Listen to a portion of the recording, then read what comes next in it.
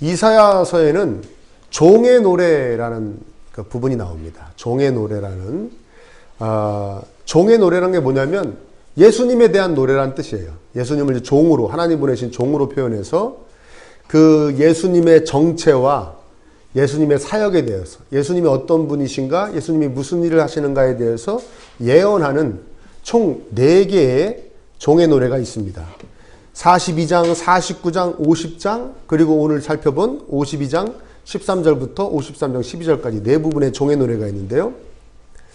놀라운 것은 이 이사야서는 예수님이 오시기 한 700여 년 전에 쓰여진 책이라는 거예요. 그러니까 예수님이 오시기 전에 700여 년 전에, 그러니까 기원전 한 700년 전경에 이걸 계속 예언하고 있는 것입니다.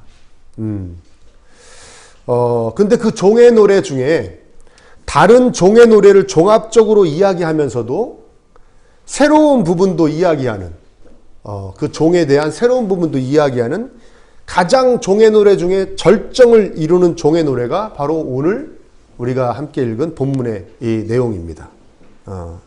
그분의 어떠하심, 그분은 무슨 일을 하시는가, 그분은 세상과 인간을 어떻게 대하시는가에 대해서 이야기하고 있습니다. 우리는 우리 그리스도인의 삶이 무엇인가 이렇게 설명할 때 가장 간단하게 설명하자고 하면 예수님을 따라가며 예수님을 닮아가는 삶이다라고 말씀드릴 수가 있을 거예요. 그렇기 때문에 우리가 이 종의 노래를 살펴보면서 예수님은 결국엔 이런 일을 오셔서 하신 것이구나, 이런 분이시구나를 보면서 우리도 예수님을 따라가며 예수님을 닮아가는 인생들이기에 그렇다면 우리도 이렇게 살아야겠구나, 이런 존재가 되어서 이렇게 살아야겠구나 하고 우리가 정보를 여기서 얻을 수가 있는 것입니다.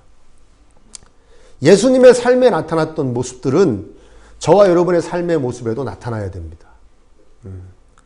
물론 그 크기나 그 강도가 다를 수는 있겠습니다만은 예수님이 하신 거와, 그러나 예수님의 삶에 나타났던 이들은 반드시 우리 삶에도 나타나야 된다는 것만은 변하지가 않습니다. 그럼 어떠한 일들이 우리 삶에 나타나야 되는가? 첫 번째, 여러 가지 종의 노래에 여러 가지 이야기들이 있지만 오늘은 한 2가지만 이야기하려고 합니다. 첫 번째는 뭐냐면 5절 말씀 한번 볼까요? 함께 우리 5절 말씀 한번 읽어보겠습니다. 시작. 그러나 그가 찔린 것은 우리의 허물 때문이고 그가 상처를 받은 것은 우리의 악함 때문이다. 그가 징계를 받음으로써 우리가 평화를 누리고 그가 매를 맞음으로써 우리 병이 나았다. 아멘. 예수님으로 인해서 많은 사람들이 평화를 누리고 예수님으로 인해서 많은 사람들이 치유를 받았다. 그 얘기를 하고 있는 것입니다. 저와 여러분들이 그런 사람들이죠. 예수님으로 인해서 우리가 평화와 치유를 누린 그런 삶을 사는 사람들입니다. 그래서 우리가 예수님을 따라 예수님을 닮아가는 삶을 사는 사람들이기 때문에 우리 삶에도 이런 일들이 나타나야 됩니다. 어떤 일들입니까? 나로 인해서 다른 사람이 치유를 받고 다른 사람이 평안해지는 그런 일들이 우리 삶에도 나타나야 된다는 것입니다. 나를 만나면 사람이 위로를 받고 치유를 받고 회복되어지는 역사가 일어나야 합니다. 여러분 삶에 이런 일이 일어납니까? 당신의 삶에 당신에게 어떤 사람이 와서 그 사람이 아픈 것이 치유가 되고 상처가 싸매임을 당하고 그 다음에 그 사람의 마음의 평안을 누리는 큰 위로를 받는 새 힘을 얻는 그런 일이 일어납니까? 하고 물어봤을 때 저의 삶에 그런 일이 일어납니다 라고 고백할 수 있어야 된다는 것이죠. 자기 자신에게 한번 물어보십시오. 너는 그렇게 살고 있는가?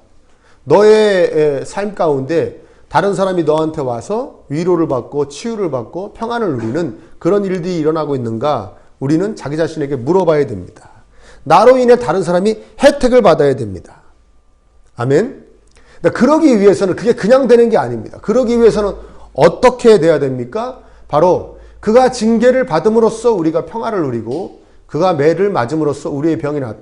예수님이 희생하셨기에 우리가 평안을 누리고 우리가 치유를 받게 된 것처럼 다른 사람이 나로 인해서 평안을 누리고 치유를 받으려면 반드시 나의 희생이 전제되어져야 된다는 것이죠. 내가 희생해야 된다는 겁니다. 내가 희생해야 된다는 겁니다. 나의 희생. 내가 인생을 살아가면서 나로 인해서 많은 사람들이 위로를 받고 기쁨을 누리고 평안을 누렸으면 좋겠다라고 생각하는 분이 계시다면은 반드시 거기에는 그럼 내가 희생해야겠구나. 내가 희생해야겠구나. 나의 희생이 전제되어야 된다는 것입니다. 여러분, 근데 여기서 이제 오해가 발생합니다. 어떤 거냐? 나의 희생이 다른 이에게 평안과 치유를 준다고 생각하게 됩니다. 나의 희생이. 내가 우리 희생 그러면 제일 많이 생각하는 게 뭐예요? 돈 쓰는 거죠. 그렇죠? 내가 막 돈을 쓰고, 다른 사람을 위해 돈을 쓰고, 내가 다른 사람을 위해서 막 시간을 쓰고, 내 막 힘을 쓰고, 노력을 기울이면 그 사람이 나로 인해서 위로를 받고, 평안한 마음을 먹고, 그런 기쁨을 누린다. 그렇던가요? 안 그렇던가요? 그렇죠. 그런 일이 일어납니다. 참 아름다운 일입니다. 그거는. 나의 희생으로 인해서 다른 사람이 힘을 얻고, 위로를 받고 하는 일, 아름다운 일이죠. 이거는 근데 뭐라고 그러냐? 이런 걸 뭐라고 그러냐면 그냥 선행, 그런 세상에서. 예수님 안 믿는 자들도 얼마든지 하고 있는 선행이라는 것입니다. 인간다움이라고 그러죠. 인간다움. 이해되십니까? 위로와 평안의 주체는, 치유와 평화의 주체는 예수님이십니다. 그러니까 우리 그리스도인들은 희생을 하는데 내가 희생함으로써 저 사람이 치유를 받고 평안을 누리는 게 아니라 예수님의 희생이 저 사람에게 평안과 치유를 주기까지 그 과정 가운데 나의 희생이 그냥 도구로 사용되어진다는 생각을 잊지 말아야 된다는 것이에요. 아멘? 우리의 목적은 어디로 가는 겁니까? 이 사람이 예수님의 희생의 혜택을 누리게 해줘야 되는 것이에요. 그러기 위해서 내가 도구로 나의 희생이 거기 들어가는 것이지. 내가 그냥 돈 많이 쓰고 없는 살림에도 쓰고 내가 노력하고 시간을 들이고 막 하면 이 사람이 많이 기쁜 삶을 살게 될 거야. 이거는 예수님 모르는 사람들의 선행이에요. 아름다움일 뿐입니다. 우리는 그건 다른 삶을 사는 존재들이죠. 아멘입니까? 예. 잊지 말아야 됩니다. 오직 예수님의 희생만이 사람에게 근본적인 평안과 치유를 줍니다. 그 과정에서 나의 희생은 도구로 사용되는 것입니다. 내가 희생해서 다른 사람이 예수님의 희생으로 인한 평화를 누리고 치유를 받는 아름다운 일들이 일어나는 것이죠. 아름다운 일들이 일어나는 것이죠. 그래서 우리 이런 거 있어요. 이런 얘기 합니다. 좀 복음 전하세요. 전도하세요. 그러면 정말 진지한 표정으로 이렇게 얘기해요. 제가 이런 분들 한 10분 정도 만났어요. 10분. 그동안 사역하면서 아주 진지한 얼굴로 목사님, 제 주변에는 죄다 예수님 믿는 사람이라 아무리 눈을 씻고 찾아봐도 전도할 사람이 없어요. 그런 분을 제가 10분을 만났어요. 내가 정말 식음을 전폐하고 하루 종일 쫓아다니고 싶더라고요. 정말 당신 주변에는 죄다 예수님 믿는 사람밖에 없어서 전도를 못하는 건가. 내가 너무 속에서 너무 궁금증이 유발돼서 세상에 이 사람은 어디 사는 건가. 어디 무슨 수도원에서 사나. 수도원에 들어가 사나. 한번 찾아다니고 싶었어요. 그 다른 얘기로 얘기하면 뭐예요? 그냥 저는 그냥 아무 희생하지 않고 그냥 터벅터벅 제 삶을 그냥 살아가는데 예수님 안 믿는 사람이 덜커덕 걸렸으면 좋겠네요. 그런 얘기죠. 이해되십니까? 저는 그냥 제 삶 열심히 살아가고 싶어요. 거기다가 예수님 안 믿는 사람들이 덜커덕 걸리면 전도를 생각해 볼게요. 그러나 제 지금 평범한 삶 안에는 전도할 사람이 없어요. 그런 얘기 아닙니까? 뭐 안 하고 싶다는 얘기예요? 희생하고 싶지 않다는 얘기죠. 한 걸음 더 나아가고 싶지 않다는 거예요. 자기가 생각하고 있는 이 삶에서 한 걸음 더 희생해서 자기 발걸음을 내딛고 싶지 않다는 거예요. 여러분 명심하십시오. 여러분의 삶에 반드시 일어나야 되는 일, 내가 희생함으로써 어떤 사람이 예수님의 희생으로 인한 치유와 평안의 복을 누리게 되어야 되는 것. 여러분의 삶에 반드시 일어나야 되는 일들, 많이 일어나면 더 좋은 일들, 많이 일어나면 일어날수록 예수님이 기뻐하시는 일들임을 명심하시기를 축원합니다. 둘째는 어떤 일이냐? 7절을 한번 보겠습니다. 한번 읽어볼까요? 시작. 그는 굴욕을 당하고 고문을 당하였으나 아무 말도 하지 않았다. 마치 도살장으로 끌려가는 어린 양처럼, 마치 털깎는 사람 앞에서 잠잠히 하는 것처럼 끌려가기만 할 뿐 아무 말도 하지 않았다. 무슨 얘기입니까? 예수님이 하나님이시잖아요. 근데 아무 반항도 하지 않으시고 힘도 쓰지 않으셨다는 거예요. 말도 안 하셨다는 거예요. 무슨 대꾸도 안 하고 예수님이 하나님의 기쁨을 위해서 십자가의 길을 가시는데 그 치욕과 그 아픔의 길을 막 가시는데, 그 고통의 길을 가시는데 아무런 말도 안 하시고 변명도 안 하시고 힘도 쓰지 않으셨다는 거예요. 그런 일이 예수님의 삶에 나타났다는 겁니다. 그러니까 우리에게는 이 말씀이 어떤 의미입니까? 내가 힘을 얼마든지 쓸 수 있는 상황에서 오히려 그 힘을 쓰지 않는 일이 우리 삶에 있어야 된다는 겁니다. 우리 삶에. 내가 힘을 얼마든지 쓸 수 있는데 오히려 그 힘을 쓰지 않으려면 우리 마음속에서 드는 게 뭐가 있겠습니까? 억울함이 들죠. 억울함. 그렇죠? 인내가 필수예요. 억울함에 대한 인내가 필수입니다. 주님을 위해 억울함을 참아내는 것입니다. 주님을 위해 기쁘게 기꺼이 내가 참아내는 것입니다. 오해하지 마십시오. 성격이 원래 잘 참아서 참는 것 말고요. 그 다음에 이 상황에서 난 참을 수밖에 없어. 내가 의리기 때문에 참을 수밖에 없어. 그런 것 말고요. 오직 주님을 위해 참는 것. 안 참아도 사실 되는데, 내가 얼마든지 해댈 수 있는데 내가 참는 거. 주님을 위해 참는 거. 주님의 이름이 더럽혀질까 봐 참는 거. 주님의 이름을 전파하기 위해 참는 거.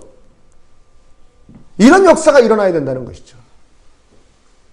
이게 바로 기독교입니다. 그리스도 안에 속한 사람, 그리스도께 딱 사로잡힌 사람, 그리스도의 소유가 된 사람, 그래서 그리스도를 따르는 사람은 이런 특징이 나타나는 거예요. 주님을 위해 참고, 주님의 이름이 더럽혀지는 게 싫어서 참고, 주님의 이름이 전파되는 걸 위해 참는 거. 너무나 억울하지만, 할 말이 너무나 많지만, 힘도 쓸 수 있지만 참는 거. 이게 기독교인들의 특징이에요. 그리스도인들의 특징입니다. 여러분들 우리 이단 사이비를 보십시오. 이단과 사이비들 보세요. 참아요, 안 참아요?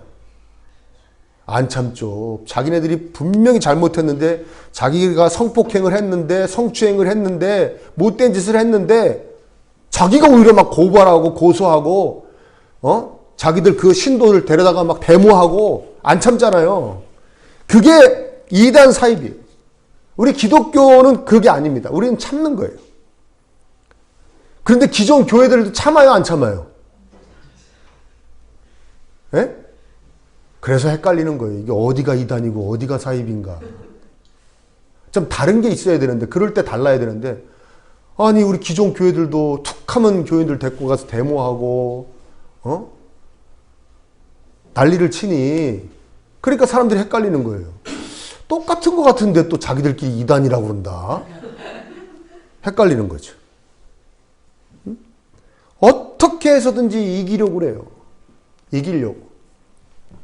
이기는 것이 하나님이 함께 하시는 증거라고 늘 배웠고 생각하고 있었고 말해왔고 행동했어요. 그러니까 어떻게 해서든지 이기려고 합니다. 그래서 교회 안에서 교인끼리 싸움이 나든 아니면 교회 바깥에 있는 안 믿는 사람하고 싸움이 나든 무조건 이겨야 돼요. 만약에 지면, 진 것도 화가 나는데, 지면 어떤 취급을 받냐? 하나님이 함께 하시지 않는 믿음 정말 없는 사람이야 라는 취급을 받을까 겁나서 더 열렬히 싸웁니다. 이기려고. 왜? 그렇게 배웠거든요. 하나님이 함께 하시는 사람이 이겨. 하나님이 함께 하시는 사람이 위에 서는 거야. 하나님이 함께 하시는 사람이 더 많이 갖게 되는 거야. 늘 이렇게 배웠거든요. 자, 여기에 무슨 십자가가 있습니까? 여기에 이 53장에 나오는 종의 노래에 해당되는 이야기가 어디에 있습니까? 십자가에 담겨 있는 정신이 그런 생각과 말과 행동이 어디에 담겨 있습니까? 그냥 세상적 논리죠. 이기는 놈이 센 놈이더라. 어? 내가 얼마든지 막 해댈 수 있는데 따질 수도 있고 바른 말 할 수도 있고 심지어는 상대를 공격해서 꼼짝 못하게 할 수도 있는데 그때 그렇게 하지 않는 것이 주님이 원하시는 것이라면 기꺼이 참는 거, 기꺼이 하지 않고 당하는 거, 시원하게 져주는 거, 이런 일이 저와 여러분의 삶에 꼭 있어야 되는 일인 줄 명심하시기를 축복합니다. 꼭 있어야 되는 일들. 우리 52장의 15절 한번 볼까요? 우리 52장 15절.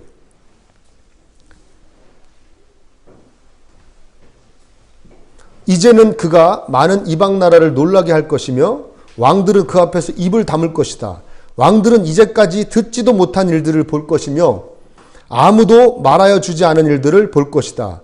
우리가 들은 것을 누가 믿었느냐 이야기합니다.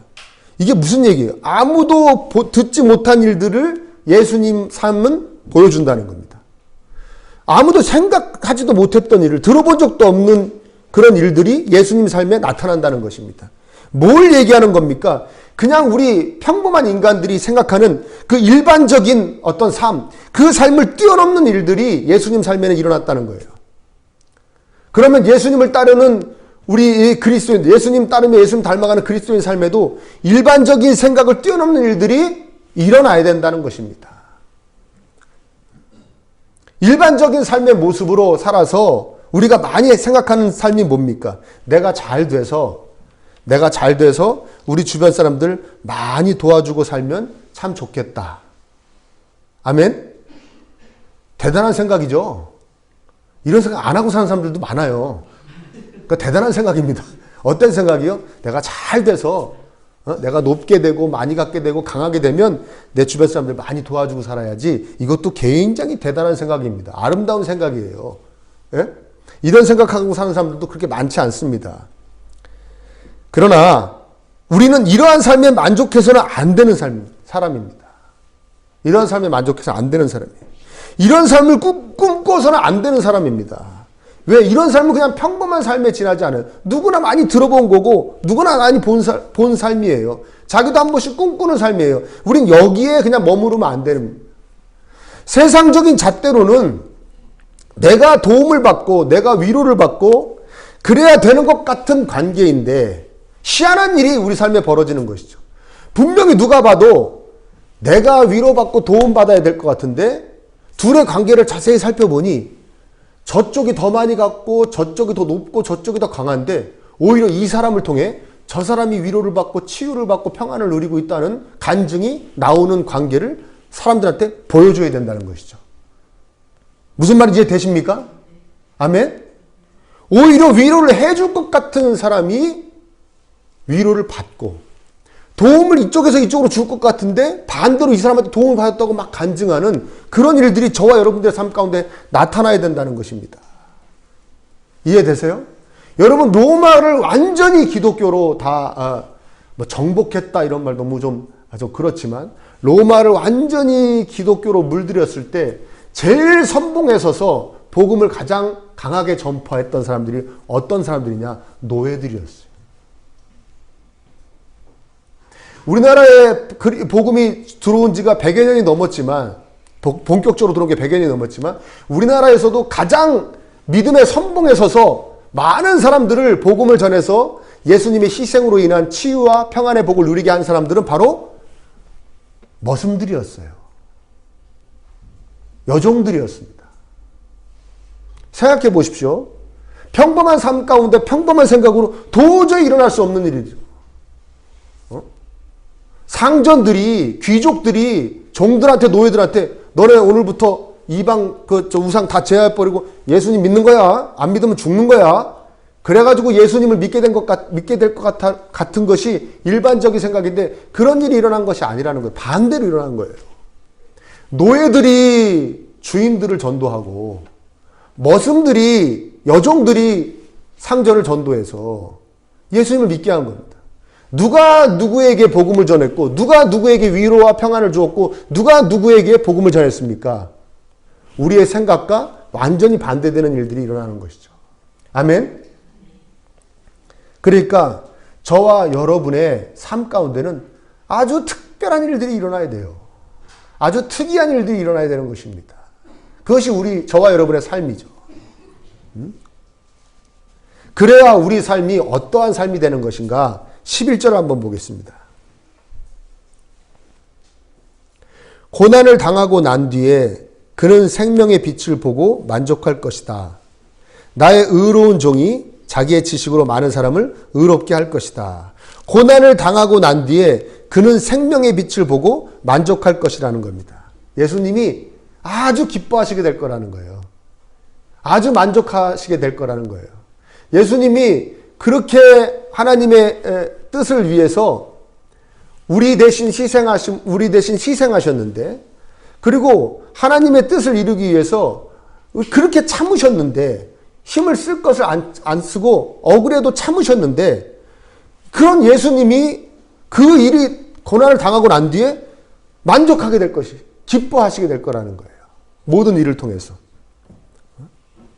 우리가 조금 전에 얘기했듯이 우리의 삶에 다른 사람의 치유와 평안을 위해서 희생하는 일이 있어야 되고, 우리의 삶에 예수님의 이름을 위해서, 예수님의 이름의 전파를 위해서 억울해도 참는 일이 있어야 되는 이유가 왜 그러냐면, 우리가 십자가에 담겨져 있는 그 반전의 그 복을 누리는 기쁨을 누리는 삶이 돼야 되기 때문에 그렇습니다. 무슨 얘기냐면, 십자가의 정신으로 승리하는, 무슨 얘기예요? 죽는데 살아나는, 져주는데 이기는, 양보하는데 쟁취하게 되는 그런 기쁨을 맛보는 삶을 살아야 되기 때문이라는 것이에요.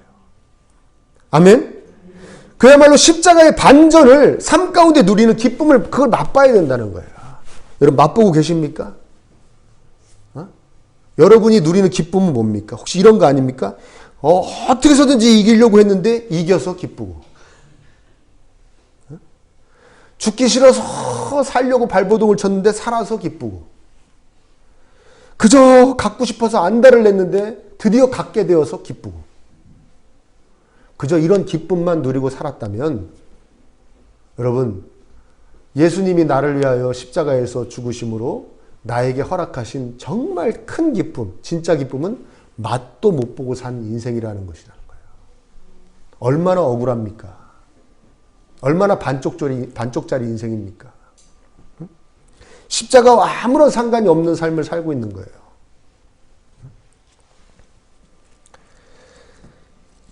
나의 희생으로 예수님의 희생이, 나의 희생으로 예수님의 희생이 다른 사람을 살리는 그런 것을 보는, 그리고 예수님을 위해 억울해도 참아냈더니 예수님의 이름이 높여지고 전파되어지는 것을 보는 그런 반전의 그런 놀라운 복, 그 기쁨, 그것을 맛보며 살아가라고 예수님께서 저와 여러분을 위해서 십자가에서 피 흘려 주신 것이죠. 너네들 그냥 세상 사람들이 평범하게 살면서 그냥 이겨서 기쁘고 살아서 기쁘고 쟁취해서 기쁘고 이런 기쁨으로 살지 마. 그거는 기쁨도 아니야. 내가 정말 근본적인 진짜 기쁨을 맛보면 살게 해줄게. 그건 뭐냐? 십자가의 반전을 일으키는 그런 기쁨이야. 너 희생해봐. 너가 희생해봐. 너 정말 기쁘게 될 거야. 너가 양보해봐. 너가 더 많이 갖게 될 거야. 응? 네가 져줘. 네가 이기는 사람이 될 거야. 네가 참아봐라. 나중에 속이 시원할걸. 네가 억울해도 버텨봐. 참아봐.